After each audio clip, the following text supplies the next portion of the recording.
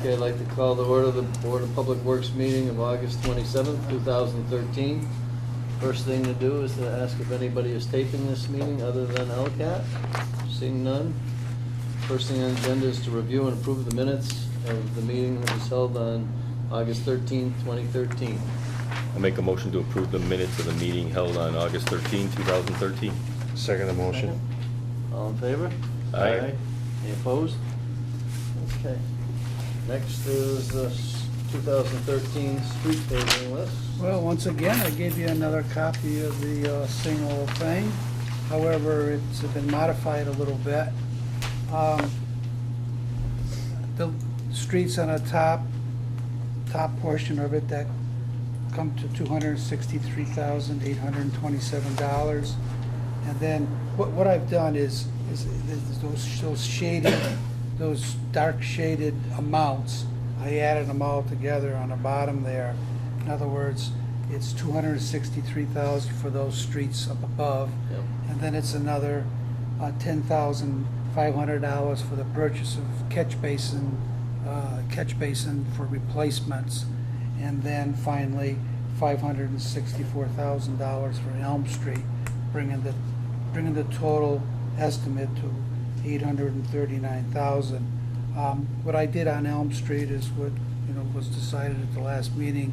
I put in some numbers in there for milling 3 inches and putting 3 inches back of blacktop.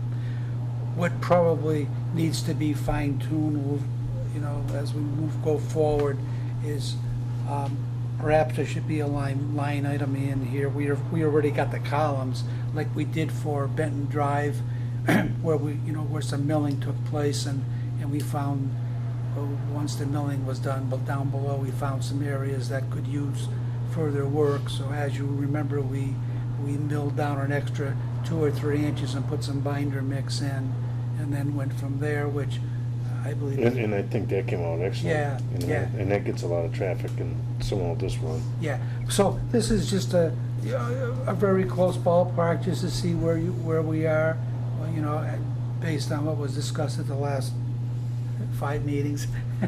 And then, we've got available about $986,000, and this comes about $839, so. Buffer of 140. So we can Yeah. proceed with this, and if we run into some extras that have to be done. It should be covered. In Elm Street, we've got Yeah. extra money, so we can proceed with Elm Street.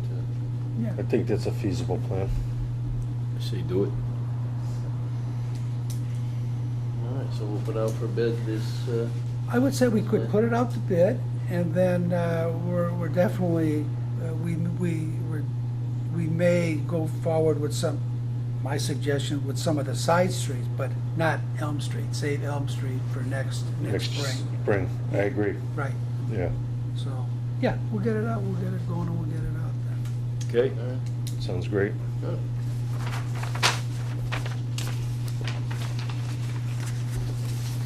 This is gonna be a short meeting. Any other business? I think the gentleman here have some comments. We have something. Who would like to be first? Yeah, so October 1st of this year, we're going to be doing some work at the Pavilion at Heritage Park. During our spring lighting issue over there with the telephone pole fell into the pond, I did some investigation on the pavilion over there and found the roof pretty poor shape. There's some rotting going on and everything else, so we're going to end up stripping the roof down, replywooding the structure, and putting a metal roof on it. It's in pretty poor shape, so now's the time to do it. I checked the schedule for events there, and the last one's the 28th of September, so I told the girls to block the pavilion out for probably 3 weeks, just to be safe. And you're going with metal roof. Yeah, I just thought it was a better fit because of the trees and leaves and Yeah. everything else, the debris that collects on there. So we're gonna end up going that road. Okay? Mm-hmm. And one other item is I did receive an email from Eddie Legault this past week in regards to the LED traffic lighting project. The company is waiting for the materials to come in. it's gonna probably be roughly 5 to 6 weeks before that material comes in, and then scheduled site visits before they get started on replacing traffic lights.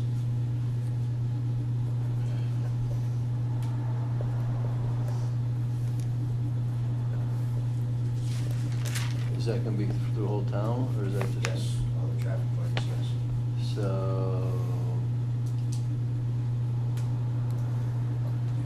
not Elm Street, because Elm Street, we're replacing Elm Street. We got the money for Elm Street at town meeting, so that would probably come in with the LED lights, right? Okay, I will make a note of that. This is just to replace the heads. Right.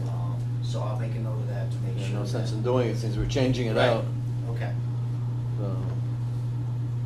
And what we got coming for Elm Street should be LED. Absolutely. If not, we'll spec it, or if we have an order, we'll spec it. Right.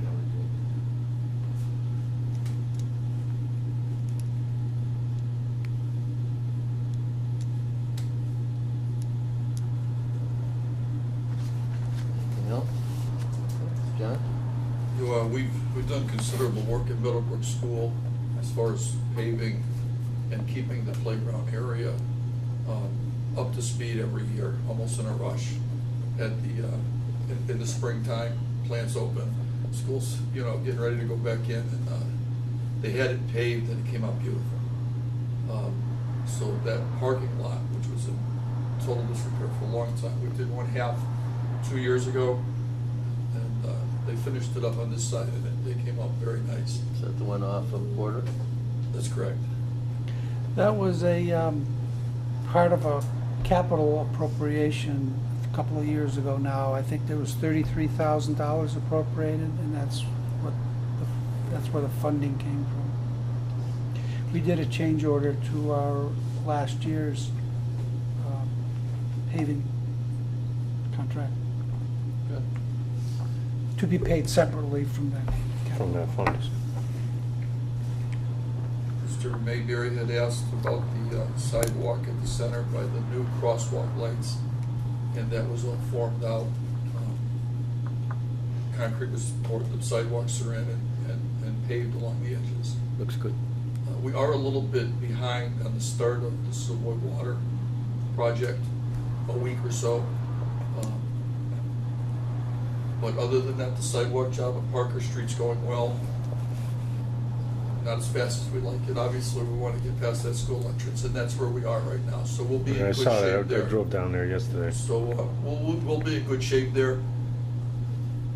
But everything's good. Good.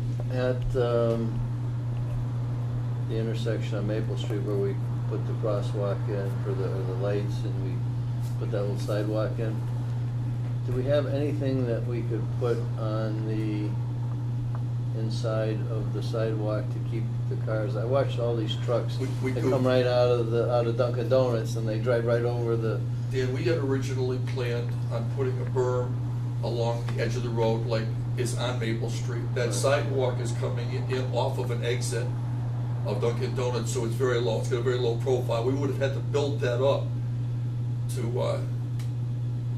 make it look uniform with a berm, and then the berm would drop at the crosswalk.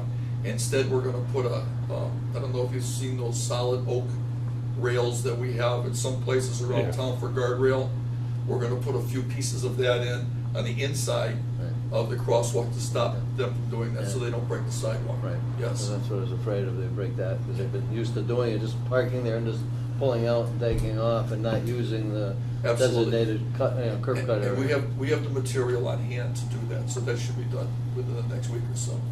And it's our property, so I believe they did also pour that sidewalk thick just for that reason. 6 inches, yes. Versus 4. But in the event people drive over, we certainly don't want to look like it. Right. Yes. Good. Anything else? That's all I'm concerned. We got a couple things to bring up. I don't know if it was the last meeting or the prior meeting. We had received a letter from Jim Rentoul, concerned citizen, about the number of streetlights that are out in East Long Meadow. Last night I was putting my trash out, decided to take a little spin around town, did a few streets just to see how bad it really was. And I did Prospect Street, all these streets are from one end to the other. There was 6 traffic,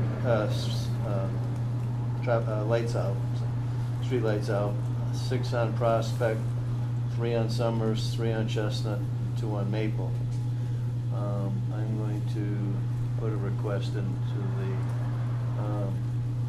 chairman of the Board of Selectmen to see if they could ask the police department to follow up on it. They're out at the 3rd shift when there's not a lot of traffic out.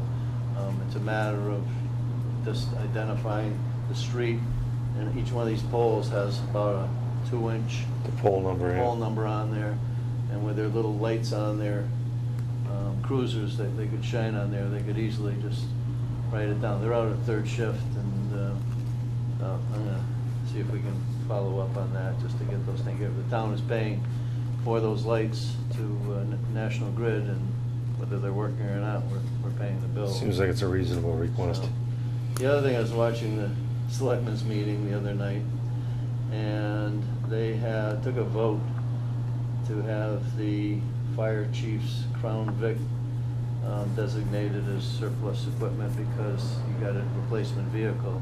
Right. And I think we should ask to see if we can get it for Mr. Finney, because his vehicle is tired. It's an old police cruiser, driving around all the time, and we've had an awful lot of maintenance problems with that vehicle, and I think it's just time to replace it. And I'm sure if it was good enough for the fire chief, it'd be perfectly fine for Bruce to be able to use for going around all the town properties, which he does. So, I don't know how we do this, but maybe I could ask the chairman of the Board of Selectmen. Do you know, when I talk to him. you been involved in that at all, or? I don't know how we got the last one. Last one was an old police cruiser that, I believe just the Board of Selectmen just votes on it, and just awards the DPW that vehicle or transfers the. well, maybe we should just put a request in, or make a motion to. So moved. Make a motion that we ask the Board of Selectmen if we could take ownership of the fire chief's old Crown Vic to use for the building facility maintenance department head. Makes So sense. moved. Okay. Second. All in Yep. favor? Aye. Aye. And opposed? So would you, we'll sit down and put together a letter just to Okay, so you made, Mr. you made. Federici asking the Board of Selectmen if we could, whatever the process is for us to take title to the fire chief's Crown Victoria that they just designated as surplus, because I know they'll get nothing for it as a trade-in, so.